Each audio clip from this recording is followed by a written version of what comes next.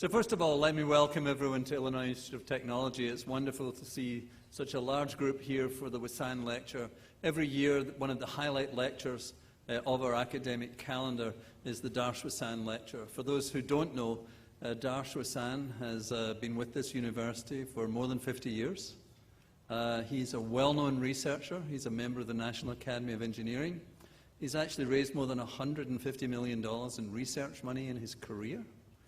He was almost every position in this university apart from president, including provost, dean, and now he's vice president for international affairs. And because of his work in the international community, he helped grow our international student body at a time when the university needed to grow. So in many ways, the university of today is because of the efforts of Darsh, either in the academics or in the administration, and we're really fortunate to have him as one of our faculty members. But here today there are a number of his students and friends who help fund this lecture, and could I ask his students, friends and family who are here to stand to be recognized?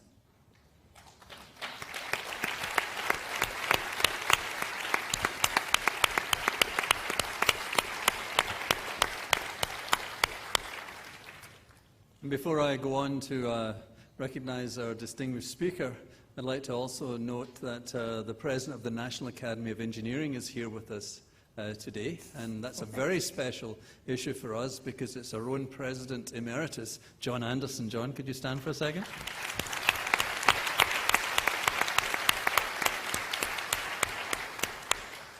Well, that brings us to today. If I was to say to you, have you ever met a person who's a physicist, an electrical engineer, a flautist, a great musician, who spent 1,000 hours in space? I think you would know it's our speaker, because I don't think there's anyone else actually has that resume. But this is an amazing time for us.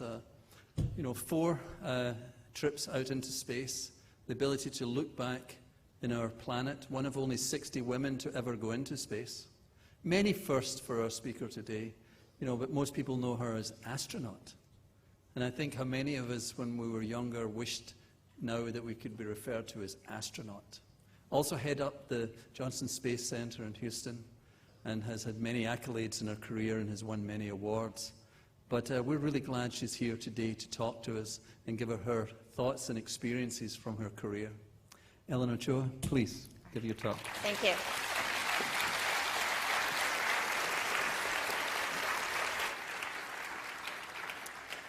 Well, thank you so much for the invitation to give this year's Wasan's lecture, and it's definitely been an honor today for me to meet Professor Wasan, President Cram, of course, other university leaders, and of course my colleague on the National Science Board, your President Emeritus, John Anderson. So thank you again for extending the invitation. Given that Professor Wasan, among his many roles that he's played here, is currently the Vice President for International Affairs and has done a lot to bring international students to IIT, I thought I'd focus today my talk on building and operating the International Space Station, because much of my career has been focused on that. But I wanted to start out a little bit about how I first got to NASA and had the actual opportunity to support the building and operation of the space station. Just a little bit about me. My dad's parents were from Mexico. He was the youngest of 12 and was born in Southern California. And he had the opportunity to go to college tuition-free by attending the Naval Academy at Annapolis. My mom's originally from Oklahoma, and I would say she's really the person in the family that had this love of learning and passed it on to all of my brothers and sisters and me. When she was young, she didn't have the opportunity to go to college. In fact, didn't even finish high school at the normal time because she was ill and couldn't attend school. And so she actually finished college when she was, or finished high school when she was in her 30s. And then started attending college just 1 semester at a time, and did that over a period of 20 years. So really the whole time I was growing up, I kind of saw my mom as this part-time college student, And she would just take lots of things that she was interested in. And it wasn't until I was actually in college that she ended up kind of getting serious about, well, maybe I should put all these classes together and actually get a degree. And she ended up with a kind of a liberal arts degree that had a specialty in business, biology, and journalism. And she graduated from college about 2 years after I did. But she was really the one that talked a lot about the importance of education, but not just in the sense of, you know, sort of having a diploma, but just really the love of learning things new. So I grew up in a suburb of San Diego, and I think through my parents, my 4 brothers and sisters and I all got the expectation that we should go to college, and that was going to be the best things for our future. And I was interested in a lot of different subjects in high school, but probably music and math and maybe literature were the things that I was most interested in. But when I went off to college, I really didn't have a good idea of what I wanted to do, and I thought about majoring in music or in business. And I went to the local university, San Diego State University. So we were pretty fortunate. It was only 6 or 7 miles away from where we lived. I was able to live at home. At that time, I know this is hard to believe, but it was a tuition-free university. It was supported by the state. And I even got a scholarship from San Diego State that covered the other kinds of fees that students need to cover, you know, parking, books, health fees, you know, all of those other things that you end up having to pay for. And so I was able to go to college really without much of a burden to my mother. My parents were divorced at that time, and there were 5 of us kids, so that was really important. Part of the reason I was able to change my idea of what I wanted to do was because it was tuition free. I think if my parents had been paying a whole lot of money per semester, I wouldn't have felt quite so free to change my major so many times. And it did end up taking me 5 years to get through undergraduate school, but in the end, I think I ended up in a great place. I ended up choosing physics, and I really got there through my math classes. I always did well in math. In high school, I had the chance to, you know, test out of the first college semester of calculus, and went off to college. Didn't actually take math initially, but over the next 2 years, I finished off the final 2 semesters of calculus. And by the time I got to sort of the end of that, I was starting to think like, well, maybe I should figure out what people study that actually use calculus. I was just kind of doing it because it was kind of fun, and I liked it, and I did well in it. And so obviously, as I talked to some of the other students, they were generally in some form of engineering or in physics. So I went off and I talked to a couple of different professors. I went to the electrical engineering department at San Diego State and talked to the professor who was the student advisor. And I can tell you, he really tried to discourage me from joining his department. He talked about, well, it's really hard what we study here, and, you know, we did have a woman come through here once, you know, he had various components that electrical engineers work with kind of on his desk, and I have to admit, I really didn't have any idea what they were at the time, but capacitors, you know, other kinds of things. He's like, you know, you'll have to work with these, and it was really pretty condescending, to be honest. I went to the physics department and had quite a different reception. So first of all, the professor seemed happy to see me, happy somebody might be interested in taking physics. And then he, you know, one of the first questions he asked me was, well, what kind of math background did you have? And I said, well, I'm finishing up the calculus series this semester, and you know, I have the top grade in the class. And he said, well, that's great. He said, you know, calculus is really the language of physics. And, you know, if you started into the physics series in the fall, you'll probably be way ahead of a lot of the other students, because they'll be taking, you know, math along with the physics. So they'll be trying to learn the language and the concepts at the same time. You'll be able to focus on the concepts. And you know, you should do really well. And it was important for me to hear that, because I had not taken physics in high school. I had not taken chemistry in high school. I had no idea I was headed anywhere toward a science degree. And so I was worried about whether I could keep up. And so the confidence that this professor expressed was really important to me. And then the other important thing that he did was he described some careers that people could go into once you've studied physics. And since I really didn't have a really good idea of what physics was, I certainly didn't have a very good idea of what people did when they graduated with a degree in physics. So the fact that he took the time to go through that made a big difference, and I ended up selecting physics as my major and got a math minor. I had a couple opportunities to spend summers doing research in laboratories when I was an undergraduate, and through that got the idea that I would like to go off to graduate school and maybe pursue being a research engineer. So I went off to Stanford University, and again I got a scholarship through the School of Engineering there, which covered the first year I was there. And then after passing the PhD qualifying exams, really the rest of my education was covered through the grants that my professor had that covered the tuition and a stipend for me to be able to be a graduate student there. Well, near the end of my first year at Stanford University was when the space shuttle flew for the very first time. And for those of you that remember that event, it was quite notable because the shuttle was such a different vehicle than had ever flown in space before.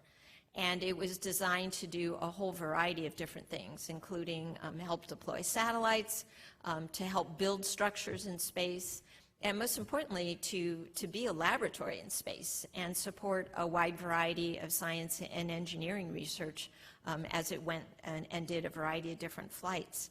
And then 2 years later is when Sally Ride flew, and of course the first American woman in space, and it really showed that this career as an astronaut had been open to people, women in particular, as well as underrepresented minorities were also members of her class, that had not been included before in the astronaut office. And I also had some things in common with Sally. So she had been a physics major, like me. She had gone to Stanford, both as an undergraduate and a graduate, and that's where I was attending graduate school. And I really think I needed to see some of those things that I could relate to for me to even contemplate the astronaut office as a career, because it just seemed sort of like, people very different from me were the kinds of people that were selected for the astronaut office. So to see somebody that had some things in common with me really made a difference. So I made the decision that I wanted to apply, but I waited until I finished my PhD because I just didn't see how I would be competitive without having a doctorate degree. So I got my PhD, sent in my application, figured I'd never hear anything from NASA again, and went off to work at a Department of Energy lab, Sandia National Labs, in the area that I did research in, which was optical information processing. So about 2 years, well, about 6 months after I started that job is when the Challenger was lost on launch. And so obviously that was a huge deal, not only for NASA, but for the country. And one of the things that happened after that was I got a note from Johnson Space Center saying, well, we were planning to pick an astronaut class this year, but now we're postponing that, but you can expect to hear from us in the future. The following year in 1987, they did decide to pick an astronaut class, and I was actually called to come down and interview for it at Johnson Space Center. So number one, that was my first chance to be on any NASA facility, much less the home of human spaceflight. And also when I got there, I found out I was one of about 120 people that were going to be interviewed that year out of a few thousand applications. So I was actually really encouraged. I had made it that far in the process because, I had no idea whether they really would give my application a second look or not. So I got to meet some astronauts, kind of find out more about what the day-to-day job of an astronaut was like. And I left Number one, thinking I'll never be selected, but number two, I was even more excited about trying for it than ever before. And so I was right, I wasn't selected that year. But I could also see some things that I could do that would make me a better candidate. And one of them was that I really didn't have any kind of operational experience.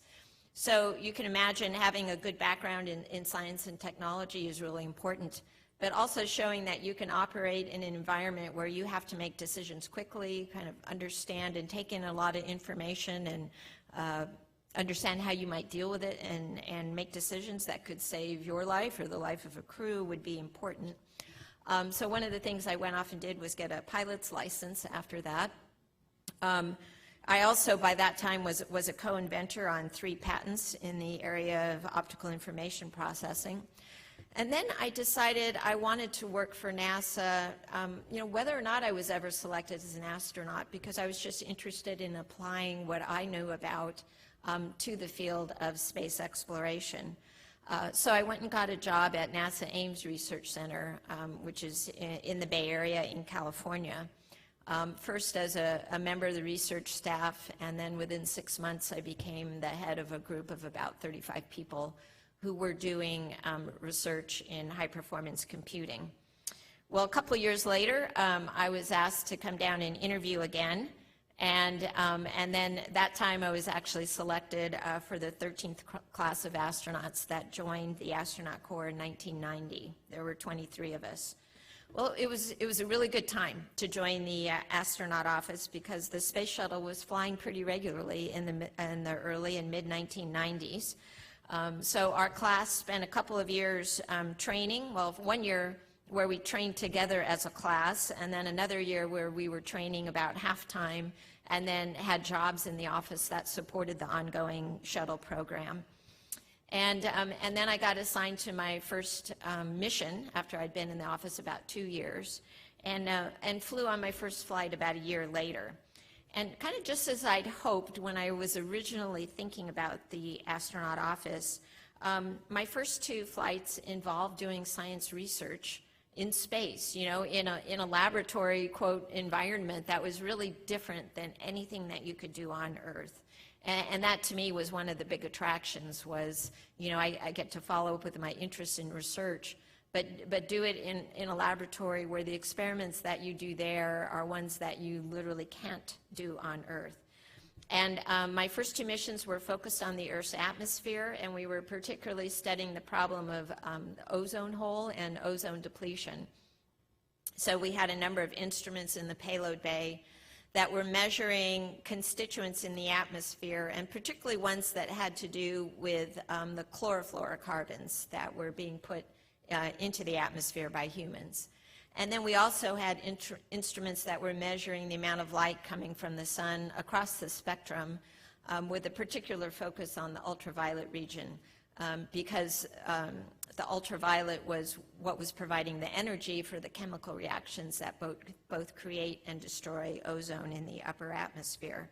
So we had, this unique vantage point as we're orbiting the Earth, where we're really above the Earth's atmosphere, but we're using the sun as a light source, looking through the atmosphere during sunrises and sunsets to measure all these constituents, and then, of course, also having the opportunity to measure light coming from the sun, and particularly before it gets blocked by our atmosphere. So it was a great introduction to spaceflight and what we can do with the space shuttle.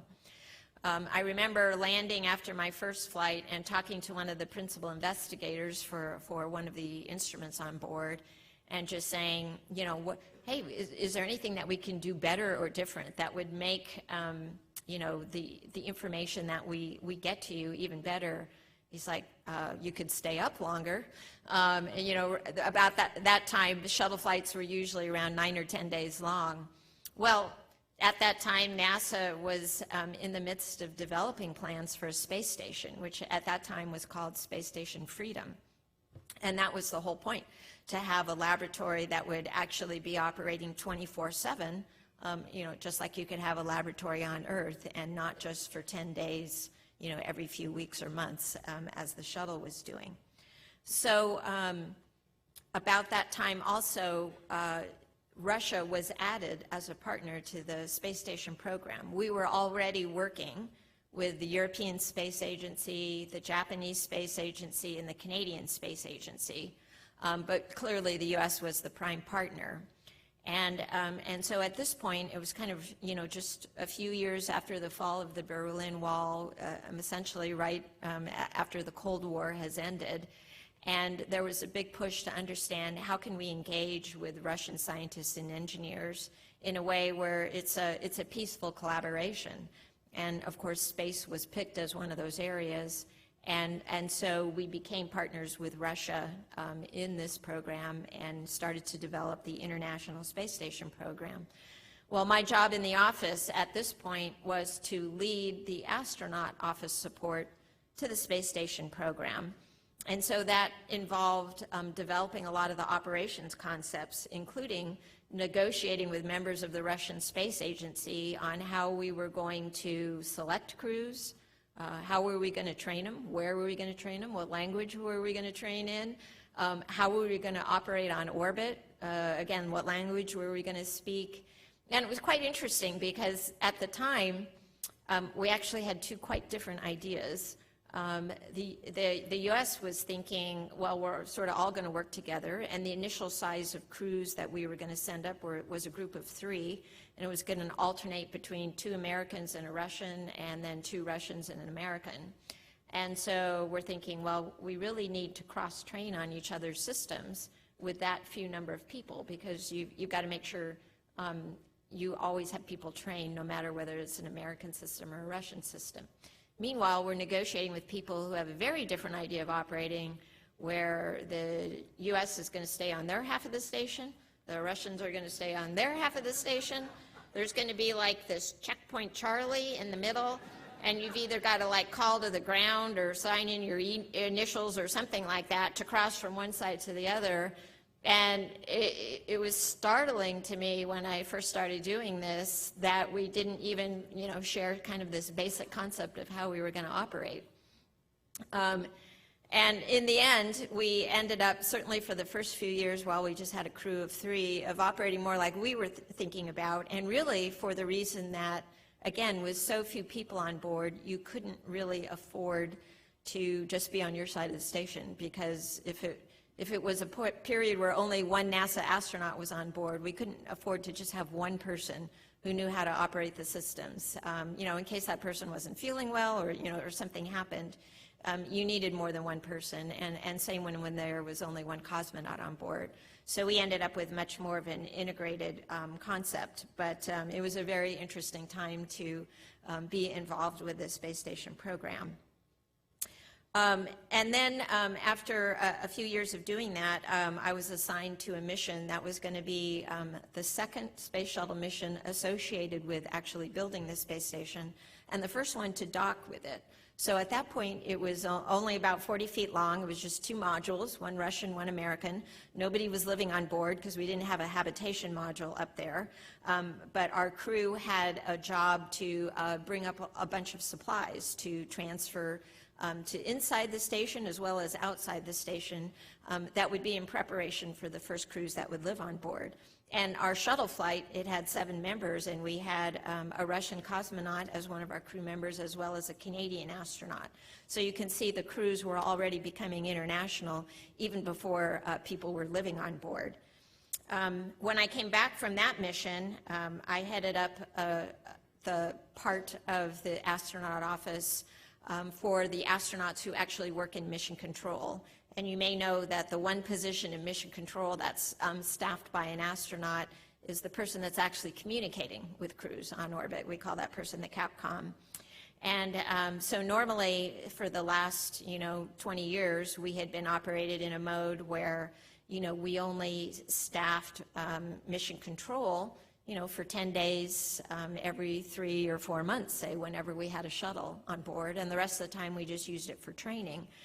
Well, when I was heading up this group, we were about to transition to the first crews living on board the station, which meant that we now had to staff mission control 24 hours a day, 7 days a week for the foreseeable future. So it was very interesting to think about how we were going to do that. And we actually really didn't have enough astronauts to staff that. So we started to train non-astronauts to do the job as Capcoms in addition to astronauts. And then I got to, 3 years after my initial flight assembling the station, I got to go back on another mission and be able to start what we called sort of the second phase of assembly. So at this point, the station consisted of everything that you needed to actually operate. Habitation module, the U.S. laboratory was on board. It had a robotics workstation, so the station arm had just arrived. We had an airlock, so we could do spacewalks, we could do robotic operations, we could do science operations, and we had one solar array. What we needed to do was start sort of the second phase, which was really going to be able to incorporate the international partners. So the Europeans were building a laboratory, the Japanese were building a laboratory.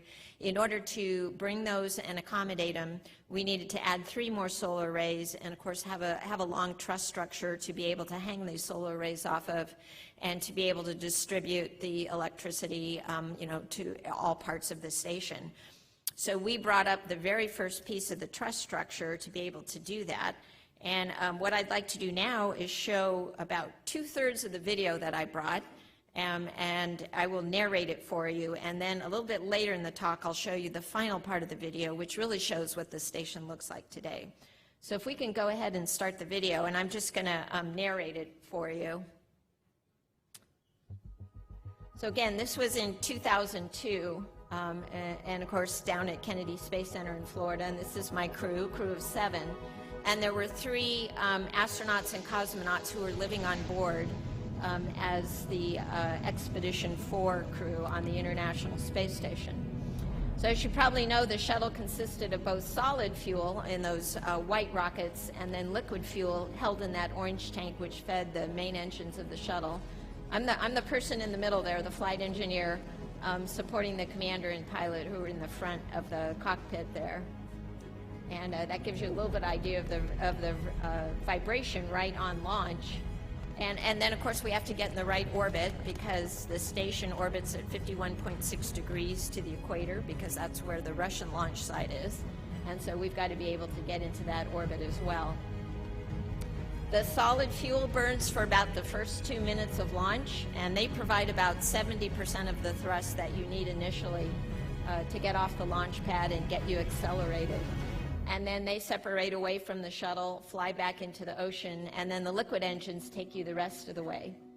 And then over the next day and a half, we do a series of burns that get us closer and closer to the International Space Station. Got to kind of hang on when those happen so you don't go flying through the shuttle there. And the commander and pilot and I kind of formed a team because we were the ones involved most closely in the rendezvous and making sure that we were on the right trajectory to intercept the space station. This is what we looked like from the space station, and you can see that big piece of equipment in the shuttle bay. That's the truss structure that I was talking about. We called it S0. And then this is what the station looked like to us, and we're going to dock with that sort of big silver ball that you see in the top center there. And this is the final part of docking. We're actually coming up to the station, although from our point of view it looks like it's coming down to meet us. And this is the final part where we make initial contact with the station. Then we spend about 10 minutes pulling the 2 vehicles together and about 2 hours doing a leak check. And then, our commander was very happy with his flying.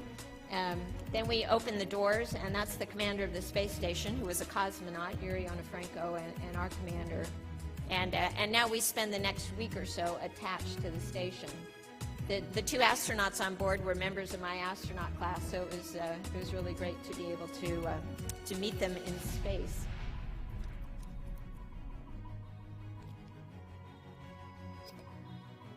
Well, we got right to work. We started transferring supplies. You can put them between your knees in addition to in your hands, so kind of double duty each time you do back and forth. But then the next day we really started the main part. I was actually operating the robot arm at this point. That's the station robot arm. We also have a shuttle robot arm. And it was pulling this piece of a truss structure, which on Earth would weigh about 20,000 pounds, up out of the shuttle bay. And then this is the robotic workstation on the space station in the U.S. laboratory that we use to operate the arm. You might notice there's no windows there So we don't have the luxury of just looking out the window, but we have to try to find camera views that give us a good view of all the different joints. In the background, you can see the Nile River and the Gulf of Aqaba. Really, you got to not be distracted by that, though, when you're operating the arm. And then this is near the end. We're moving the S0 onto the zenith part of the station, and that sort of claw on the right is going to grab onto a bar on the left and form the very first part of the attachment, although there's more to it after that. My crewmate Dan Bursch, he was a station crew member. He was actually operating the arm at the part where we were actually attaching the two vehicles. So over the period, the next few days, we did a series of 4 spacewalks, and for each of these, one of the spacewalking crew members was on the end of the arm. So I was generally the arm operator, and then we alternated who went outdoors in the spacesuits. And the next few views are from the cameras that are on the helmets of the crew members. So you can see them looking down at their hands. This is a cable tray that, again, weighs a couple hundred pounds on Earth, but he's just holding it in one hand in microgravity, and he's got to attach it to the top of the S0 truss. And a lot of what they did over these 4 spacewalks was hook up cables, cables that were going to send power or move power one way or the other, or send commands to a lot of the different electrical equipment that was on the truss, or send telemetry back to the Earth. This is just in the middle of one of the spacewalks. There's actually a person on the end of the arm holding a piece of equipment that looks like a V, you can see there. And this is what it looks like as they come in from a spacewalk when we're getting ready to get them out of the suits. This is on the shuttle side now, where we're actually having a joint meal, and we've cooked them up some Texas barbecue over on the shuttle side, and then the next night we went over to the station and had a joint meal there. This is my crewmate Rex Walheim, kind of showing off for his 2 little boys. He was doing a video conference with them. Another crewmate, Steve Smith, just showing you what happens when you let liquids loose in microgravity. The surface tension takes over, so they form the spheres. And then finally, after we completed our job at the space station, we're sealing up the hatch again and getting ready to undock. Now, during the undock, the 3 of us, the commander and the pilot and me, are again working together. This time the pilot, Steve Frick, is at the controls. And what he's going to do, he's going to back away about 400 feet.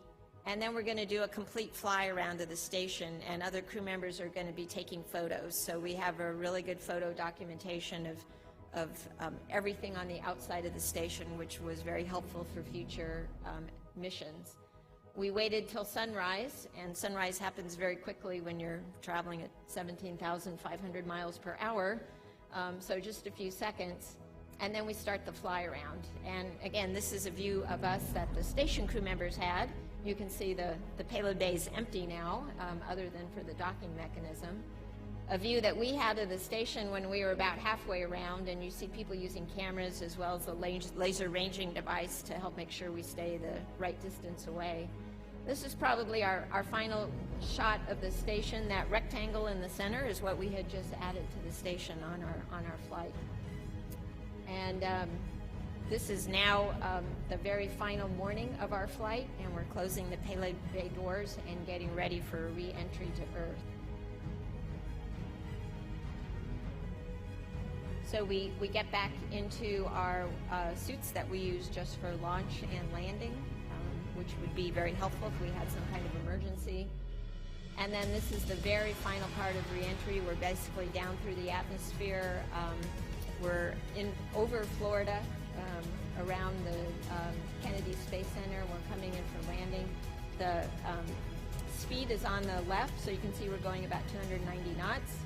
And the altitude is on the right. We're going through 12,000 feet there, and then you can see the runway there, the shuttle landing facility. And here's the very final part. When we hit 2,000 feet, that's when you actually do the pull-up. And of course, there's no engines running. We're not using any kind of fuel. We're a big glider, kind of more like a rock than a glider, but we're gliding a little bit. And we are going to land. So the trick is to land at the right spot at the right velocity. So what you want to do is come in a little over 200 knots, maybe 210 knots, as close to the edge of the runway as possible. So our commander did a great job flying from about 50,000 feet to the ground. And then we released this drag chute to help prevent wear and tear on the tires and brakes and make our rollout safe. So that was the end of STS-110. And if you can just pause the video right here, I'm going to come back to it in a little bit, once I talk a little bit more about what the station is like today. So, as I mentioned, that was in 2002. And after I came back from that mission, I was offered a position in management at Johnson Space Center. The first one was as deputy director of the organization that manages the Astronaut office and our aircraft ops division, and we had about 40 aircraft at that point. But literally, just a few weeks after I took that job is when we lost the Space Shuttle Columbia and her crew. And obviously that was a very personal tragedy. I knew, of course, everybody on that crew. I had flown with the commander, Rick Husband. He and his family were good friends. But it was a professional tragedy for everybody involved in human spaceflight as well. And it had major implications for the future of the International Space Station, because our whole model for how we were going to operate how we were going to continue to assemble the station and how we were going to operate it was the shuttle was our workhorse, our transportation, our FedEx. So all of the future modules were going to be brought up on the shuttle. All of our future crews, for as long as we operated the station, were going to go to and from the station on the shuttle. All of our resupply, food, science equipment, clothing, everything that you need to keep crews in space, we're going to go to and from on the shuttle. And so we had to completely change our concept of how we were going to build and operate the International Space Station.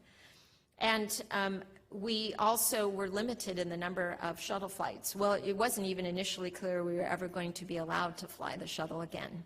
But we did get to a point where we made changes based on learning what led to the tragedy of Columbia. And we were allowed to fly again, but we were limited in the number of flights, and we were told to retire the shuttle by 2010.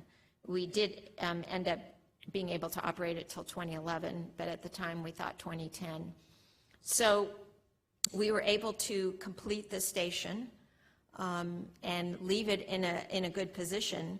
But among other reasons, that was one of the major reasons that led us to the model that we have today, where we have companies in the U.S. that we contract with to provide services to NASA to supply the International Space Station. And we currently have 3 companies on contract, 2 of which have been operating already, SpaceX with their Dragon vehicle, and Northrop Grumman with its vehicle called Cygnus. And so they periodically launch and bring cargo to the space station.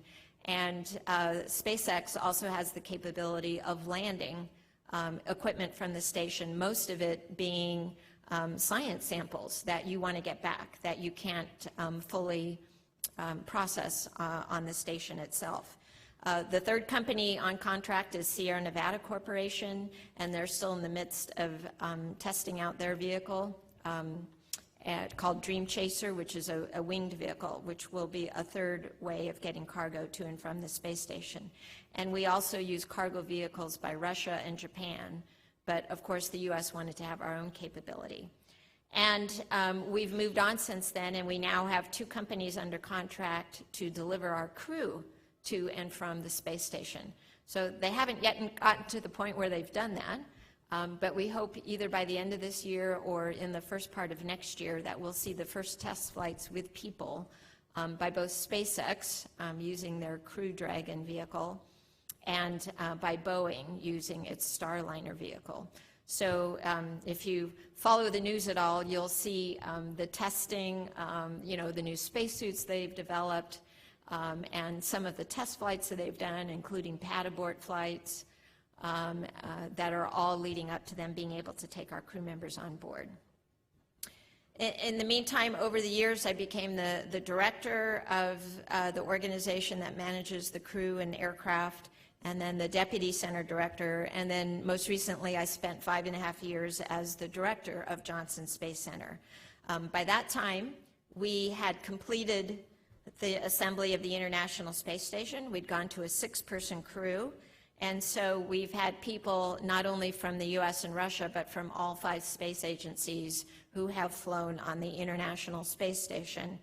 And our focus now was really on how do we maximize the science and engineering research that we're doing on the space station program. And so a big focus was making it more productive, making it more available to universities, to companies, to laboratories, other federal agencies that wanted to do research in space. And so if we can now run the rest of the video, I want to give you an idea of what the space station looks like today. So this is an actual view. This isn't a simulation. This is an actual view of the space station, almost 1 million pounds of hardware. You can see how much it's grown since the video that I showed you. So part of what they do is pretty fundamental research. This is a cosmology experiment capturing cosmic rays, trying to understand more about dark matter and dark energy in the universe that sits on the outside of the station. This is the inside of the US laboratory, just trying to give you an idea of the variety of kinds of research that we do in there and that we can accomplish. We'll just give you an idea of some. This one, it says cardiac stem cells. So we have this experiment. We actually started with skin cells, turned them into stem cells, and then actually turned them into heart muscle cells. And you can see they're actually even working together and beating as they would if they were on the ground. One of the other things we sent up a couple years ago was a DNA sequencer. And this is astronaut Kate Rubins actually doing the very first experiments to show that we can replicate the results in space that we can get on Earth from this piece of equipment.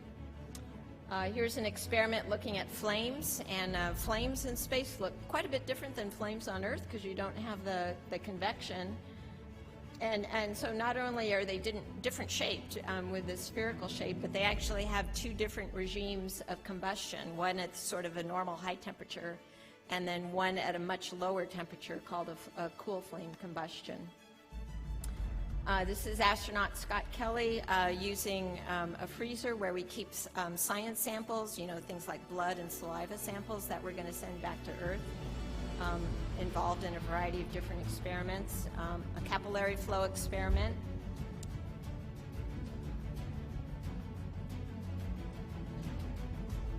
Some of you may have been involved in this called Spheres, where students can actually send up algorithms and test them out in the middle of the International Space Station and understand how you would control spacecraft, particularly Paris spacecraft. This was a first-generation 3D printer. I think we're on the 3rd generation now. You can imagine how important it would be to have a piece of equipment like that on a 3-year mission to Mars, for example. A lot of our experiments are on the outside of the station as well, and many of them are looking at the Earth and studying, wind temperatures, wind directions on the surface of the Earth, soil moisture, lots of different kinds of Earth resources. We deploy many, many CubeSats. I think we've done at least a couple of hundred. CubeSat size as well as small sats can be deployed from the International Space Station. So we have many different users, but of course NASA itself is a big user of the station, and we're trying to understand how we can do long-duration missions, eventually go to Mars. This is an expandable module developed by Bigelow Aerospace, but based on technology they licensed from Johnson Space Center. Here's an example of growing food. We've grown a variety of different kinds of lettuce as well as flowers on board. And of course, having fresh food on a long mission would also be very important for the health of astronauts. Also teaches you something about the plant physiology. The astronauts themselves are subjects of a lot of experiments, and they do have to do about 2 hours of exercise every day to keep up their bone strength and muscle. Scott Kelly, you may remember, spent close to a year on orbit, and he and cosmonaut Mikhail Kornienko, and a lot of that was trying to understand about human health and performance in space for long periods of time so that we can be prepared for these longer missions. Of course, we do a lot of educational activities, and astronauts are always doing programs with schools on the ground, of course across the U.S., but also around the world. And in addition to instruments that are outside the station viewing the Earth, the astronauts also take photos themselves, and that's used by scientists in conjunction with a variety of other information. And so this just gives you a variety of the views, some of the aurora that we actually see, and it's pretty spectacular in addition to being scientifically valuable. So here's a little bit about how we're resupplied. Again, this is the SpaceX Dragon, and we always have a person operating the arm that actually grabs it. This is the Cygnus vehicle, and bursts it to the station and allows it to be unloaded. And then this is the Dream Chaser that's in development. It hasn't yet flown to the station, but we hope will be in 2021. And then the two vehicles under development to take our crew, again, this is a simulation. The Boeing Starliner vehicle first is shown here, what it might look like as it's coming up to dock with the station. And then the SpaceX Crew Dragon, this is what their vehicle looks like in the very final parts of development.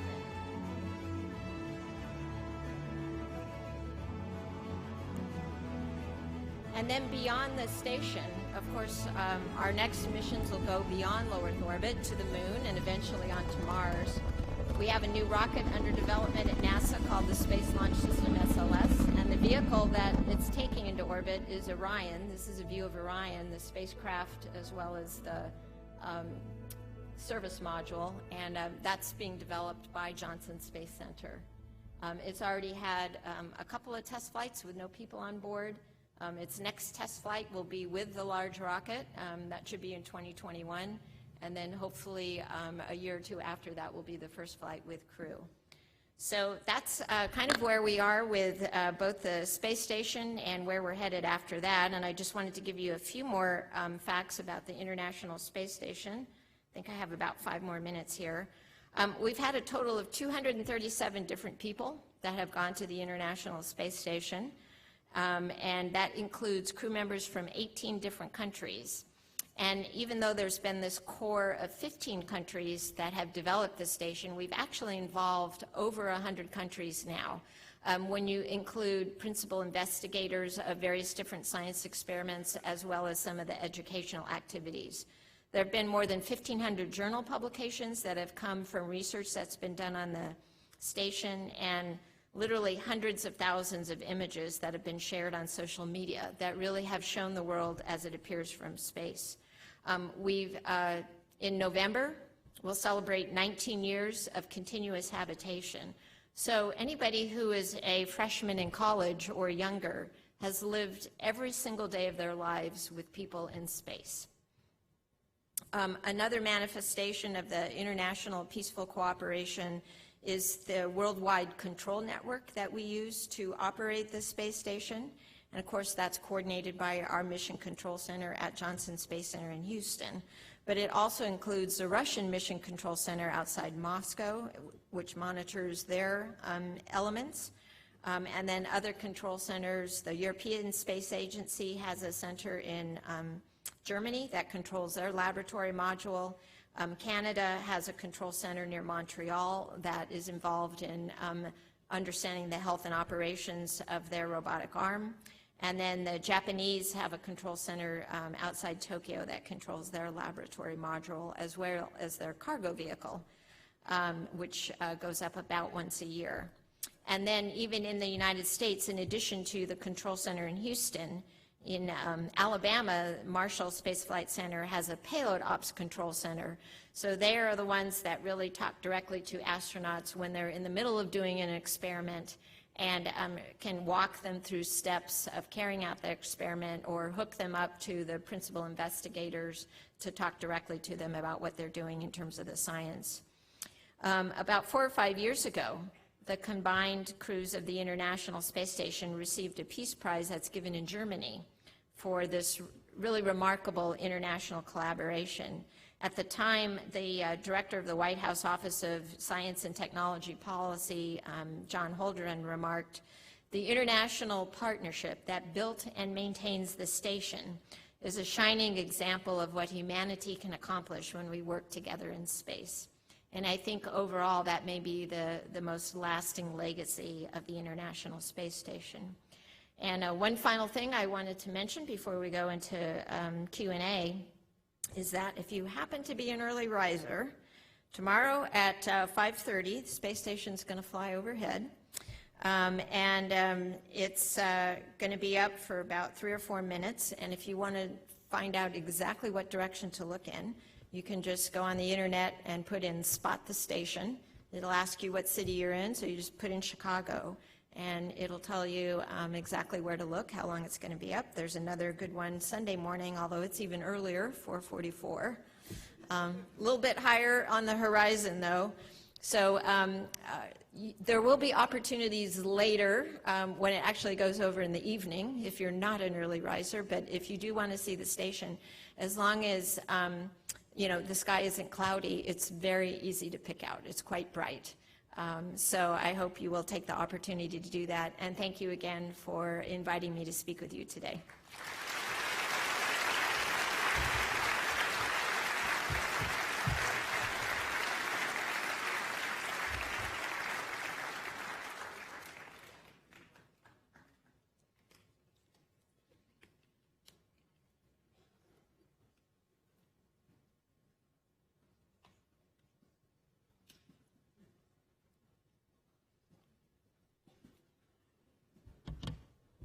So we're very, very grateful to Dr. Ochoa for that excellent understanding of the International Space Station and her role over the last many years. And we're going to start off the Q&A with a presentation. Darsh? Come here. Come on around. Come on around. You want me?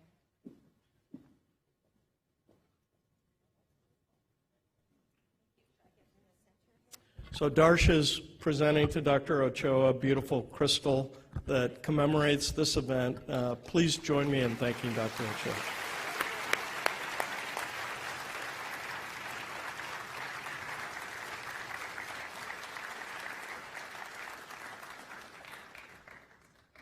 Thank you, Darsh. So many of you have submitted questions through Slido. If you have any additional questions, please do so at this time. So we have 2 opportunities for you to ask questions. Yeah, why don't we go? That's a great idea.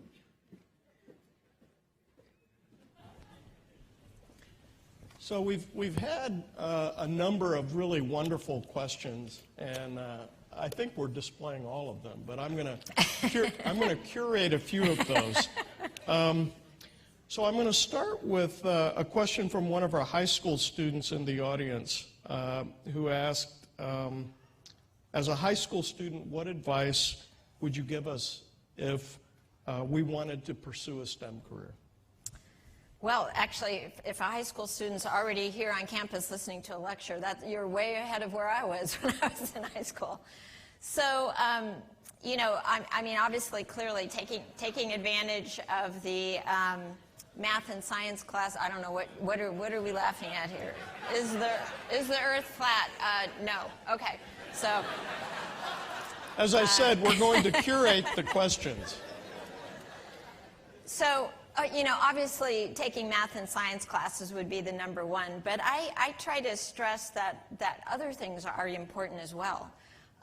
You know, astronauts end up being ambassadors for NASA, and even if you're not an astronaut, but you are working somehow in a STEM career, part of your job really is explaining why it's important to people on Earth to be either developing the product that you're doing or working on the research that you're doing. And so having some communication skills is quite important. And so, you know, you should pay attention to those kinds of classes in addition to math and science.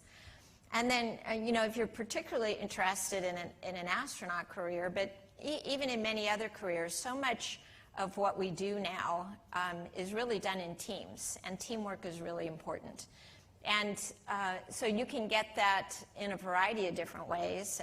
And I often point to my own music experiences, because I played in a marching band, you know, I played in symphony orchestras. And you have to understand what your role is in that. So part of it is being excellent on your own instrument and practicing and taking that seriously. But part of it is when you're performing that, you know, the flute part might not be the most important part at a particular point in the piece, and you have to understand that the point is to make the overall performance the best it can be, and how do you be a good team member. And so some people get that through music, some people get it through sports, but understanding that role is important for, I think, working in the future as well. It's interesting that Dr. Ochoa didn't talk much about taking courses in math or science or technology. She talked a lot about the human skills. So I think it's kind of a given that if you want to pursue a STEM career, hopefully you're interested in STEM, right. But these other things are so important as well. We had a very interesting question from one of our international students who asked, what advice would you give us international students who want to start a career in aerospace in the United States but are limited by the citizenship requirements of most jobs? So I think there are a variety of ways that international students can contribute. First of all, there's many companies other than maybe the main aerospace companies, and there's a lot of different ways that technology get incorporated in space. And what you saw even in the video was a lot of it is science equipment, right? And that is something that generally kind of has no borders in many cases. And a lot of it, especially if it's biomedical research or if you're developing new materials for buildings, a lot of that is applicable anywhere on Earth. And there are many, many companies that get involved in that. And I mentioned earlier when I was speaking to another group is that, as I mentioned, we've involved people from more than 100 countries in the International Space Station. They weren't necessarily always involved in the propulsion part, which is one of the parts that gets restricted, you know, in terms of who can work on the technology. But a lot of them are principal investigators, or they work with scientists in the U.S., and they may be in the U.S. as well, or they may be in their home countries and have worked to actually get their research into space. Great. Another question that I really liked was, I believe that STEM youth outreach is very important for our future. What kind of youth STEM outreach programs do you think are most effective? Because I'm sure you've been involved in a lot of them. Yeah, of course, yes. I've spoken for all different kinds of groups, not only at schools, but for a lot of programs that people have developed to do outreach, particularly to girls or underrepresented minorities. One of the things is you do kind of got to get them early enough. It turns out a lot of girls, for example, have already decided by the time they started high school that they're really only going to take the minimum in terms of math or science because they're not interested in it. And a lot of times I think it's based on really sort of misinformation about what those careers are really like. You can certainly get the idea oftentimes that, if you're a scientist, you're off in a lab by yourself, just kind of doing your own thing, which, that can be true for some scientists, but I would say the vast majority of both scientists and engineers are working with teams. And especially on the engineering side, you're trying to solve a problem that may be of really vital interest to people on Earth, maybe to members of your own family if you're working in biomedical research, or maybe to providing, energy or clean water to communities. And I think those are things that a wide variety of people are interested in. and oftentimes girls and maybe underrepresented minorities who are really very interested in giving back to their communities don't realize how much engineering and science is about doing that. And if we showed those perceptions a little bit more, I think we'd get a lot more people selecting into it instead of selecting out of it. Yeah. I know your fellow astronaut, Sally Ride, ran middle school girls camps. Right, and I taught at a few of those. I actually taught one of those myself one time, making lip balm for 7th graders. Oh, okay. And I chose that one because it was related to my field. Yeah. But that was so much fun doing that for these 7th grade girls. Yeah, and I think it gave them probably a very different idea of things that they could be involved in if they studied STEM. What are your thoughts about using private companies versus the way NASA used to operate in the past? I know you think this is a potentially good thing, but do you think there are any pitfalls to that? Well, it depends on how you do it, right? I think it was a very natural evolution, right? It was never going to be always about NASA's the only one that's going to go into space. Right. You know, so it was a question of when was the time right? Right. And as I mentioned in my talk, one of the things that drove us to that was losing Columbia and then retiring the shuttle and realizing we needed a different model going forward. But I think it was also the fact that we'd learned enough from what NASA had already done that now you could have companies really start to think about doing it on their own. What I would say the biggest barrier is right now is for it to really be commercial, there has to be lots of customers. And for human spaceflight, NASA is really still the customer. So the government is really still the customer. And so when that's the case, you have to argue, is it really commercial or not? Right. But you have to take that first step. Just kind of the same way we did with, you know, delivering the mail by airplane, right? I mean, the government was really the ones that got that off the ground, and now all of a sudden you could have a more regular airplane service, and then that grew into, you know, many other customers and many other uses for that. So I think we're still right at the very beginning of that, where people are starting to see other ways that you might use that for human spaceflight. But NASA is really still the anchor customer.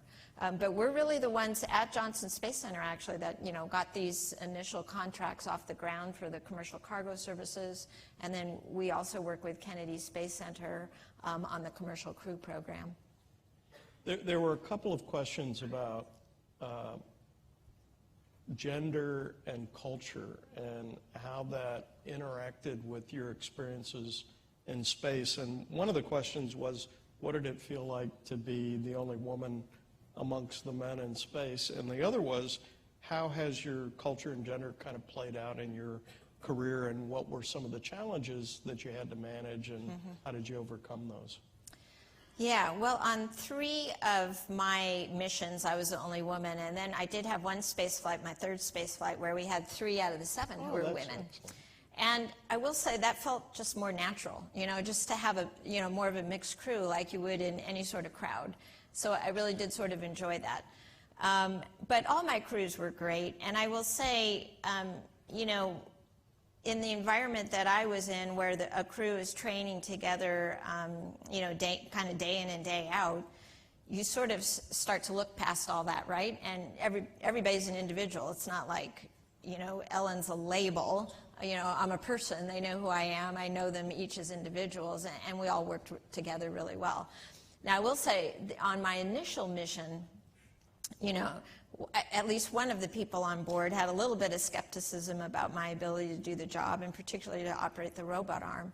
But it really wasn't because I was a woman. It was because I'd come from an academic environment.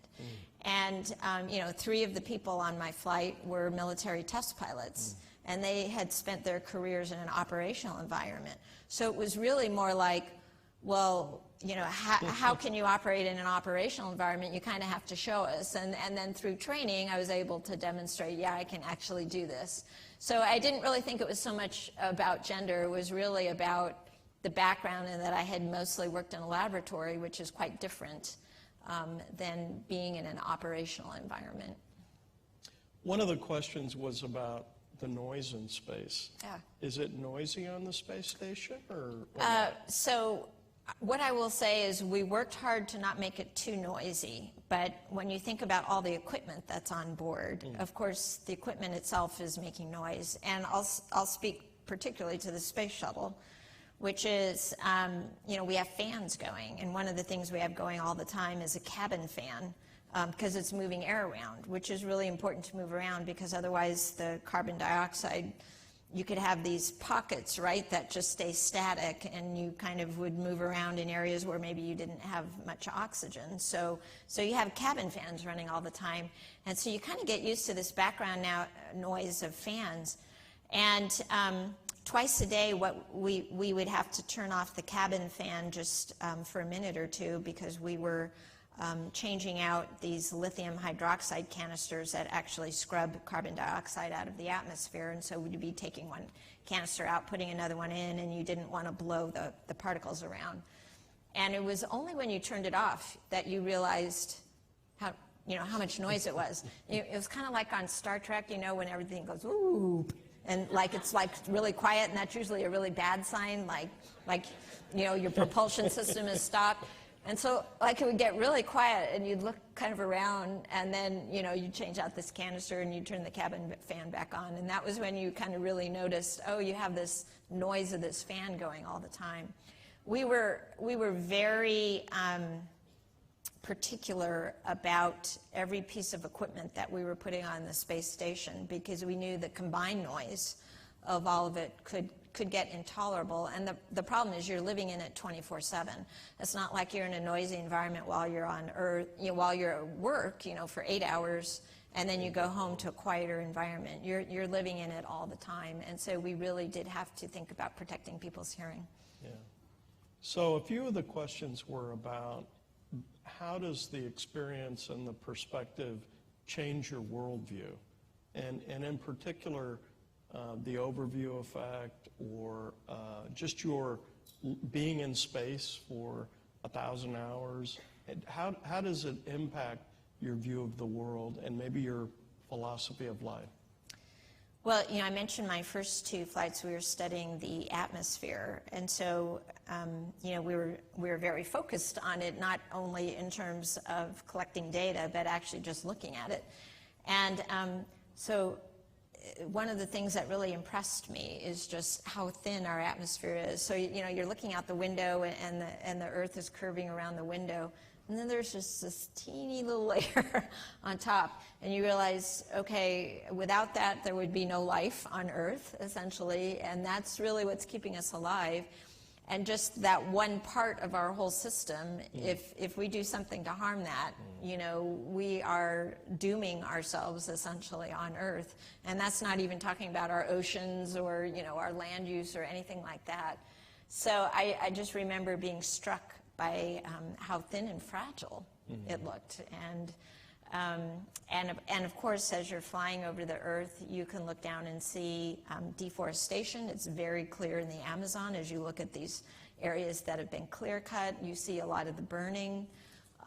You see silt, being fed into deltas and out into the ocean, where you've lost forest and other plants.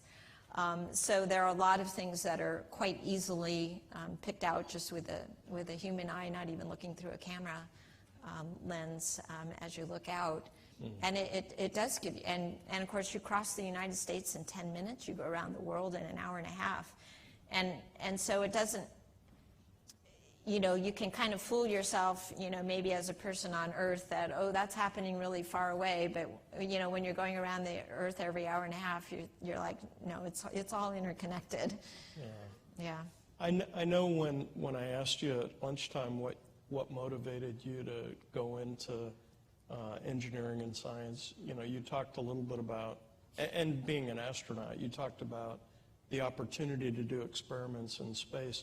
Are there experiments that you would like to see performed on the space station that are not currently being performed? Do you think we're beginning to exhaust the ideas of what can be done on the space station, maybe what's most important up there? Yeah, I actually think we're barely scratching the surface, to be honest, because we see things happening differently in microgravity, and we have really literally no idea why. Like, you know, some bacteria and viruses get more virulent in microgravity than there are on Earth, and others get less virulent. And we literally do not know why. And if you look at almost any process, it changes somehow in microgravity, and we don't necessarily understand. And so to me, we're really at the very beginning of understanding what we might learn from microgravity and potentially the benefits. We do know we can grow, you know, three-dimensional groups of cells that can help us understand cancer and help us try out new pharmaceuticals in a way that we can't on the surface of the Earth, because they don't grow in the same way. You get more flat layers, and even as you try to grow them into a three-dimensional structure, it's not as good an analog of what's actually in your body, for example, as what we can grow in microgravity. So no, I think we're actually at the very beginning. Good. You mentioned when you were just trying to decide what major you were Yes. going to go into at San Diego State that, let's say the engineering professor was maybe not as welcoming as Exactly. you might have hoped. Do you think things are getting better? I do. Things have definitely gotten better. They haven't gotten as much better as I might have predicted. I mean, that was a long time ago. That was, 1975, 76. Yeah. And so while they have gotten better, I think I would have thought then that we would be much farther along now. Why do you think And that you is? still hear examples that just kind of make you Cringe? want to cringe. Yeah, exactly. Why is that? I don't know exactly. It's partly human nature. I do think it just shows how important efforts, not only in diversity, but in inclusion really are. It's not just about, for example, accepting a diverse student body. It's making them feel welcome and making them feel like they actually are a part of the university. Yeah. For example, I could have chosen EE as a major. I wasn't prevented from doing that. But was I going to be welcomed into that department at that time? Absolutely not. Right, right. We just had a workshop on inclusion this morning. For those who were with me at the workshop, I hope more people can participate. And that's a little commercial there. In the video, there was a very interesting piece where the astronaut released a droplet and then put something into the droplet. Yeah, a little M&M, actually. And one of the questions we had was, were there any concerns associated with having a droplet kind of run rampant on the space station? But was everything really well protected? Well, you certainly don't want that ball of water running, floating over into some piece of equipment, which could actually be a problem. But shortly after we took that little video, we had straws, and we just stuck the straws in the water, sucked it down really quickly, so it wasn't floating around in the cabin anymore. So what did he put in the droplet? it was an M&M. Oh, an M&M. Yeah. So that's why everyone got the Yeah, straw one of the things we did was actually, so we had goldfish crackers on board too. So we actually had a bigger ball of water, and then we threw in these goldfish crackers, so we had like an aquarium. Did you experience any health effects while you were in space? So I would say everybody experiences changes. That doesn't, but in general, for a short shuttle mission, they were very temporary, right? So, you have fluid shifts because you no longer have gravity keeping fluid in the lower part of your body. A lot of people don't feel very well initially because your body has to adapt to this environment where there's really no up or down. So often the first day people aren't feeling well. If you are not exercising, you're losing bone mass pretty rapidly and also muscle mass. But again, for a short shuttle mission in general, we don't think those are long-term activities or long-term consequences. On the space station, where people spend 6 months at a time, it's a much bigger concern. And that is one reason why, we do have these pieces of exercise equipment on board, particularly resistive exercise, because that's what you really need for your bone health and your muscle mass. But there are other things that change too, and you may have seen in the news that, people's eyesight's changing. And so does it come back, to where it was when you left? Well, not for everybody, as it turns out. And we also don't know, if you're up there for 3 years, does it continue to get worse to a point where, you really wouldn't even be able to see to do the work that you did? So there are things like that which we're still investigating. And then, of course, for long space missions, the radiation environment is a concern as well. Yeah. So, part of what we're using the International Space Station for is to investigate those. And it's not just things like that, but, for example, medicine that you may want to have taking with you. Most medicine isn't actually going to still be efficacious after 2.5 years in a radiation environment. So how would you actually keep it, in such a way that it would actually work? Yeah. And then your immune system changes when you're in space, and so do medicines work the same way in space as they do on Earth? The answer actually is no, but how it might change for any particular medication is not something that we really fully understand either. So when you think about keeping people healthy for a long period of time in space, there are actually quite a few challenges, but something I think that we're up to understanding. We just, we're just on the path to doing that. So you were all experiments in space. We were experiments in addition to being experimenters. Yeah. I know one of the things that interested me when we talked earlier was space debris and how critical that might be for the functioning of the space station. Is that a concern? And Oh yeah, absolutely. How do you address it? In a variety of ways. We do have people at Johnson Space Center that model the debris environment, so we kind of know statistically what we should expect. We work with the Air Force that tracks debris, over a few centimeters, in diameter. And if any pieces of debris that are that big or larger came anywhere near the space station within like a kilometer by a kilometer by a kilometer, we will monitor it, and then we will actually do a maneuver to get away from it if we need to. So maybe once every year or two, you might see in the news that the space station is maneuvered because of a piece of debris.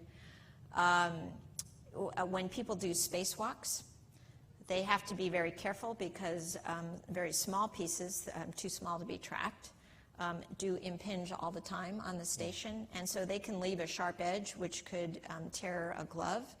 And that could, of course, cause a leak, which would be a life-threatening event.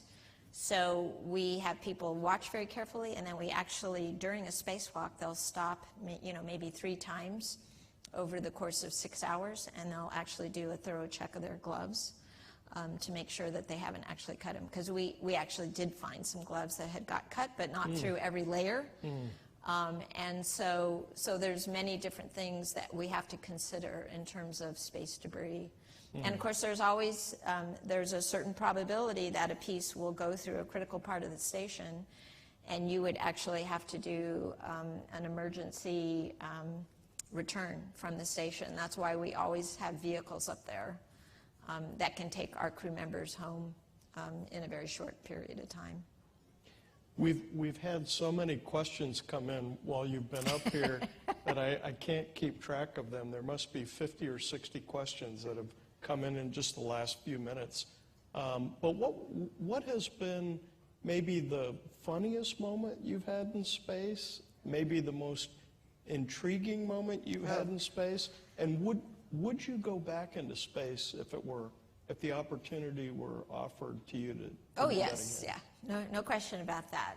So let's see some of the other ones. Well, I did enjoy, so on my first flight, there was another astronaut who probably at the time was probably the largest astronaut in the office, and so he weighed maybe more than twice what I weighed. so I could balance him on the end of my finger in space. So that was kind of fun. And I did enjoy, since I'm not a particularly strong person, being able to move very heavy pieces of equipment, while I was in space. So that's good. And of course, you can play with your food endlessly. We try not to put too much of that in the video, because then it looks like we're not doing our work. But that was fun. One of the things that you kind of saw in the video was when I was up there in 2002, sort of near the end of our mission, we undocked, and we were moving away from the station. So, it was kind of a bittersweet moment, because we left some friends on the station. And I also knew, just based on the fact that it was my 4th flight, I was kind of a senior member of the astronaut office, and about half of the office at that time had never flown in space. And we were making a concerted effort to get those people flown. So I knew there was a good chance it was either my last flight or my last flight for many years. So that was kind of on my mind. And then before the sun came up, we were looking down at the Earth as we were backing away from the station. And we saw some beautiful aurora, and that's probably the most sci-fi thing that you see while you're in space, these sort of ghostly green streams, just moving around the Earth. And then we looked back at the station, and sunrise happened, and it's kind of like when you've watched Star Trek and they, uncloak. That's kind of what it looks like, because it's totally dark, and then all of a sudden it's lit. So it's just these, amazing things that kind of all happened in this one very short period of time, near the end of that mission. And I do often think about that. Yeah, what an incredible experience. Yeah. Well, we're very grateful that you joined us today for the Darsh Wasan lecture, and I hope you'll join us for a little bit for the reception. Yes, I know Dr. Ochoa has a flight to catch in the not-too-distant future, but she'll be here at the reception. So if your question wasn't asked, please feel free to approach Dr. Ochoa and ask your favorite question. But please join me in thanking her so much for coming out with our talk. Thank you. That was great. Thank you, Ellen. Really appreciate it. Wonderful lecture.